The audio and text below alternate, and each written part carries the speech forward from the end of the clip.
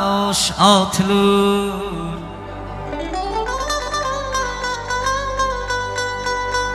mevasi bo'lgan daraxtga doimo tosh otilur.